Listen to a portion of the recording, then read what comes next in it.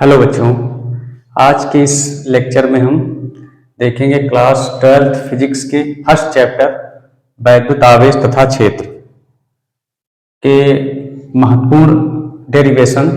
वैद्युत विध्रुव की निरक्षीय स्थिति में किसी बिंदु पर वैद्युत क्षेत्र की तीव्रता। यहाँ पर निरक्षीय स्थिति के अतिरिक्त आपसे अनुप्रस्थ स्थिति भी कह सकता है, तो हम इसका व्यंजक जो है वो निकालेंगे। तो देखिए, सबसे पहले हम क्या करेंगे। सबसे पहले हम आपसे क्या कह रहा है कि वैद्युत द्विध्रुव की निरक्षीय स्थिति में, तो सबसे पहले हम क्या मानेंगे, एक वैद्युत द्विध्रुव मानेंगे। तो हम यहाँ पर लिखेंगे कि माना एक वैद्युत द्विध्रुव ए बी वायु में रखा है। तो हम क्या करते हैं कि वैद्युत द्विध्रुव को यहाँ पर रख रहे हैं वायु में। यहाँ पे वैद्युत द्विध्रुव को किस तरीके से बनाते हैं, यहाँ पर बाईं तरफ माइनस का क्यू और दाहिनी तरफ प्लस का क्यू आवेश होता है और बीच में मध्य बिंदु होता है, और यहाँ से एल होती है दूरी, यहाँ से यहाँ तक की, यहाँ से यहाँ तक की दूरी एल होती है। ये वैद्युत द्विध्रुव क्या होता है, अगर आप इसके बारे में जानना चाहते हैं तो हमारे प्लेलिस्ट में जाइए, वहाँ पर आपको वैद्युत द्विध्रुव क्या होता है उसकी वीडियो मिल जाएगी। तो अब हमको करना क्या है, हमको इस वैद्युत द्विध्रुव की, ये वैद्युत द्विध्रुव है, इसकी निरक्षीय स्थिति में किसी बिंदु पर तीव्रता हमको ज्ञात करनी है। तो बात करते हैं निरक्षीय स्थिति का क्या मतलब है। निरक्षीय स्थिति का मतलब अगर आप देखें कि इस वैद्युत द्विध्रुव की अक्ष क्या है, तो वैद्युत द्विध्रुव की जो अक्ष है ये है आपकी अक्ष, ये है आपकी वैद्युत द्विध्रुव की अक्ष। अब निरक्षीय स्थिति कौन सी होगी, निरक्षीय स्थिति यहाँ मध्य बिंदु से ऊपर की ओर जो होगी वो निरक्षीय स्थिति होगी। तो इसके लिए हम क्या करेंगे, हम इसके लिए इसके मध्य बिंदु O से स्मॉल r दूरी पर एक निरक्षीय स्थिति में बिंदु हम मानेंगे। तो क्या करेंगे, हम लिखेंगे क्या, इसमें लिखेंगे कि माना एक वैद्युत द्विध्रुव ए बी वायु में रखा है, इसके मध्य बिंदु O से स्मॉल r दूरी पर किसी पॉइंट P पर वैद्युत क्षेत्र की तीव्रता हमको निकालनी है।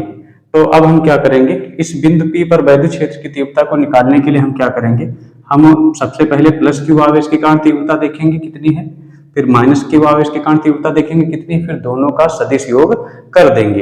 अब हम देखते हैं कि सबसे पहले प्लस क्यू आवेश के कारण P पर तीव्रता निकालने के लिए हमको प्लस क्यू आवेश से P की दूरी चाहिए होगी। तो हम क्या करेंगे, प्लस क्यू आवेश से P की दूरी को निकालेंगे। इसी प्रकार माइनस क्यू आवेश से जो P की दूरी है इसको भी हम निकालेंगे। तो इसके लिए यहाँ पर देखिए, यहाँ पर ये आपका जो कोण है वो 90 डिग्री होगा, यहाँ पे भी जो एंगल है वो 90 डिग्री होगा। यहाँ पर एंगल हमने मान लिया कि थीटा है, और ये वाला एंगल भी कितना होगा, थीटा। ये और ये भुजाएं जो है दोनों क्या होंगी, अगर ये कोण बराबर है तो ये भुजाएं भी क्या होंगी, बराबर होंगी। तो अब हम क्या करेंगे, सबसे पहले ये जो AP या PB भुजा हम ज्ञात करेंगे। तो इसके लिए देखिए, यहाँ पर ये 90 डिग्री का कोण है, ध्यान से समझना, ये 90 डिग्री का कोण है। तो इसका मतलब ये त्रिभुज POA ये एक समकोण त्रिभुज है। इसमें हम क्या करेंगे, इसमें हम पाइथागोरस प्रमेय लगाएंगे। तो इसमें 90 अंश के सामने वाली भुजा आपकी ये क्या हो जाएगी, कर्ण हो जाएगी। तो यहाँ पर AP का स्क्वायर कर्ण का स्क्वायर बराबर आधार का स्क्वायर प्लस लंब का स्क्वायर। तो यहाँ पर हो जाएगा L स्क्वायर और प्लस का R स्क्वायर। अब अगर आप AP निकालें तो अंडर रूट हो जाएगा, ये हो जाएगा R square plus L square. ये L square plus R square को आप R square plus L square लिख सकते हैं। अब देखिए, ये वाली जो दूरी है आपकी कितनी आ जाएगी, under root R square plus L square. ये वाली दूरी भी कितनी आ जाएगी आपकी, under root R square plus L square.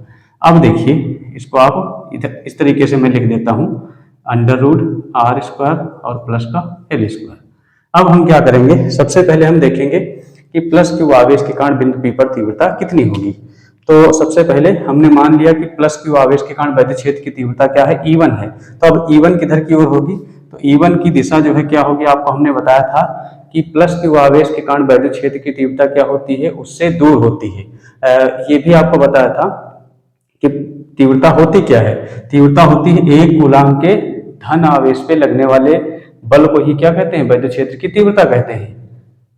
तो यहाँ पर हम ये समझ लें कि इसके कारण जो तीव्रता उत्पन्न होगी उसकी दिशा को समझने के लिए हम क्या करेंगे, हमने कहा कि यहाँ पर एक कूलाम का धनावेश रखेंगे।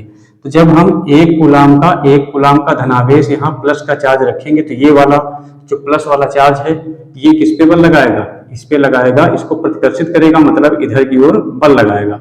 तो एक कूलाम के आवेश पर ये प्लस वाला जो आवेश है जितना बल लगाएगा उसको हम बल नहीं कहेंगे, उस एक कूलाम के आवेश पर लगने वाले बल को हम क्या कहते हैं, तीव्रता कहते हैं, इसको हम कह देते हैं E1। अब इसकी दिशा आपको पता है कि बल की जो दिशा होती है दोनों आवेशों को मिलाने वाली रेखा के अनुदिश होती है।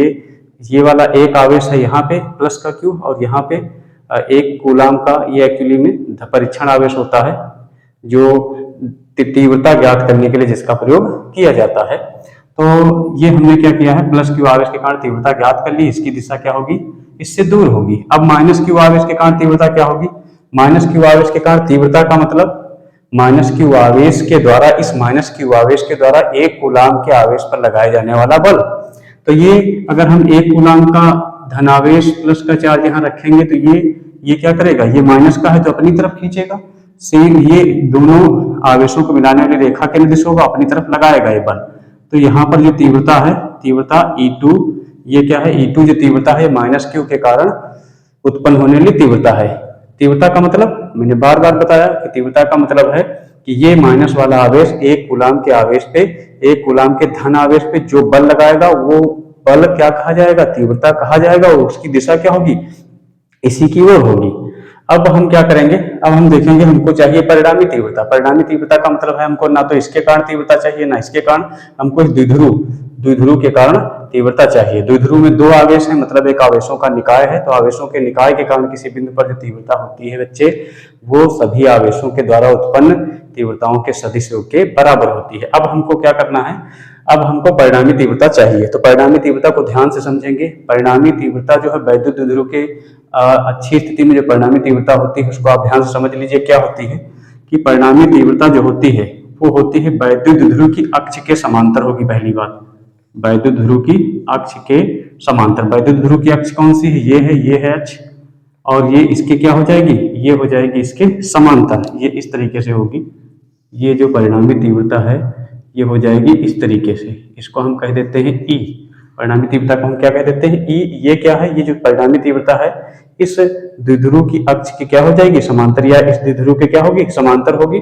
और दूसरी चीज, ये इसकी दिशा क्या होगी, इसकी दिशा प्लस से माइनस की ओर होती है। तो अब हमको क्या चाहिए, E चाहिए। तो E जो है, E का मान कैसे निकालेंगे, तो इसके लिए हमको क्या चाहिए, यहाँ पर इस प्लस Q आवेश के कारण उत्पन्न तीव्रता E1 है और माइनस Q आवेश के कारण उत्पन्न तीव्रता E2 है। तो हमको कौन सी तीव्रताएं देखनी पड़ेगी, इसके कारण E1 तो इधर है, इधर कितनी होगी, अगर ये E1 इधर है तो इस परिणामी की दिशा में कितनी होगी, परिणामी की दिशा में E1 का घटक कितना होगा।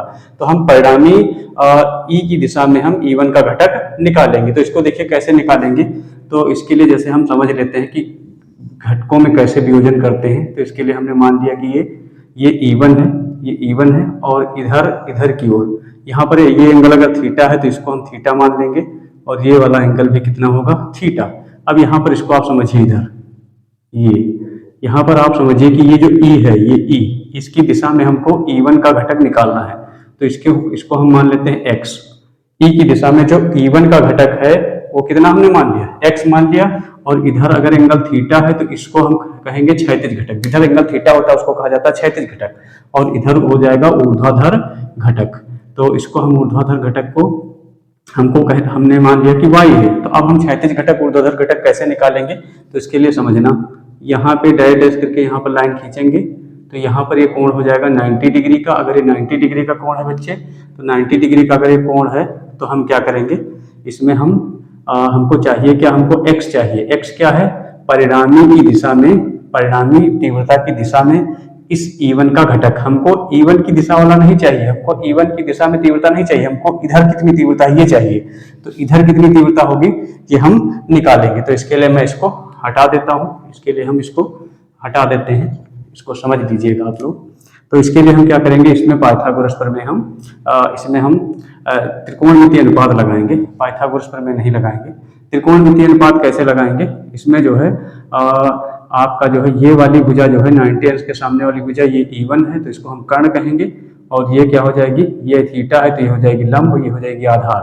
तो आधार निकालना है, कर्ण दिया है, आधार दिया है, कर्ण निकालना है। आधार आधार निकालना है, कर्ण दिया है, आधार निकालना है, कर्ण दिया है, तो हम क्या लगाएंगे, कॉस थीटा लगाएंगे। क्या लगाएंगे बच्चे, कॉस थीटा। तो कॉस थीटा बराबर क्या हो जाएगा, आधार कितना है बच्चे, x है, और बटे कर्ण कितना है, कर्ण कितना है आपका E1 है, तो ये हो जाएगा x बराबर हो जाएगा E1 कॉस थीटा। तो जिधर थीटा लगा हुआ है उधर E1 का घटक कितना हो जाएगा, E1 कॉस थीटा। इसी प्रकार इधर जो घटक होगा, इधर जो घटक होगा E1 का, वो हो जाएगा आपका E1 साइन थीटा। ये कैसे, इधर आप क्या करिए, यहाँ से इस तरीके से, यहाँ से इसको हम इधर हटा देते हैं, इसको डैश डैश कर करेंगे तो यहाँ पर 90 डिग्री का कोण बनेगा, 90 डिग्री का कोण बनेगा। और ये है आपकी E1 जो कि 90 के सामने हो जाए, कर्ण है ये क्या है, कर्ण है। अब हमको चाहिए क्या, ये अगर थीटा एंगल है, ये एंगल थीटा है, तो एक कांतर कोण ये थीटा होगा।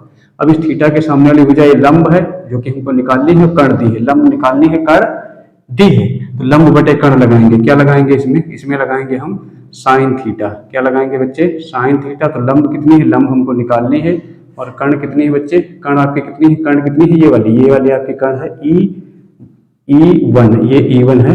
तो यहाँ पर y बराबर हो जाएगा E1 साइन थीटा। तो इस तरीके से हमने ये घटक E1 के दोनों घटक निकाल लिए। E1 के कौन कौन से घटक निकाल लिए, एक तो थीटा की दिशा, इधर जिधर थीटा था इसको हम क्षैतिज घटक कहेंगे, E1 cos थीटा हो जाएगा, जिधर एंगल नहीं है उधर E1 साइन थीटा हो जाएगा। तो इसको हमने यहाँ पर समझ लिया है। अब हम क्या करेंगे, अब इसी प्रकार हम E2 के घटक निकालेंगे। E2 के कौन से घटक को निकालेंगे, जो E की दिशा में होगा। हमको मतलब किससे है, जो परिणामी की दिशा में होगा वो हमको घटक चाहिए। तो इसकी दिशा में हमको, अभी हमने देखा कि जिधर एंगल थीटा हो, ये E2 है, ये E2 है, इसकी दिशा जिधर थीटा एंगल उधर वाले को हम क्या कहेंगे, उधर थीटा कॉस थीटा लगाएंगे, तो ये हो जाएगा E2 कॉस थीटा। जिधर एंगल नहीं है तो उधर कितना हो जाएगा, ये कितना हो जाएगा, ये हो जाएगा E2 साइन थीटा। अब E1 साइन थीटा और E2 साइन थीटा, E1 और E2 के परिमाण जो है, परिमाण क्या है, बराबर है। तो अगर ये परिमाण बराबर है, उनकी दिशाएं क्या हैं, विपरीत हैं, तो ये एक दूसरे को क्या करेंगे, निरस्त कर देंगे। यहाँ पर ये वाला एरो और ये वाला एरो सेम रखेंगे, क्योंकि इनके परिमाण क्या है, बराबर है, लेकिन दिशाएं जो है वो विपरीत है, तो ये एक दूसरे को ये क्या करेंगे, निरस्त कर देंगे। अब हमको क्या देखना, हमको परिणामी E की दिशा में देखना है घटक कौन से हैं। E1 का घटक E1 cos थीटा है, E2 का घटक E2 cos थीटा है। तो यहाँ पर दो घटक E1 cos theta, E2 cos theta E की दिशा में है, तो परिणामी तीव्रता जो E है वो E1 cos theta plus E2 cos theta के क्या होगी, बराबर होगी। तो हम यहाँ पर डायरेक्ट निकालेंगे, यहाँ पर निकालेंगे, वो आप लिख लेंगे जितना भी इसमें लिखना है। तो हम सबसे पहले हम लिखेंगे कि बिंदु, सीधे हम लिखेंगे बिंदु P पर जो परिणामी तीव्रता है, परिणामी तीव्रता, तो इसको मैं लिख देता हूं। तो परिणामी तीव्रता को हम E से लिखेंगे, और E किसके बराबर होगी, E1 cos थीटा और प्लस E2 cos थीटा के बराबर।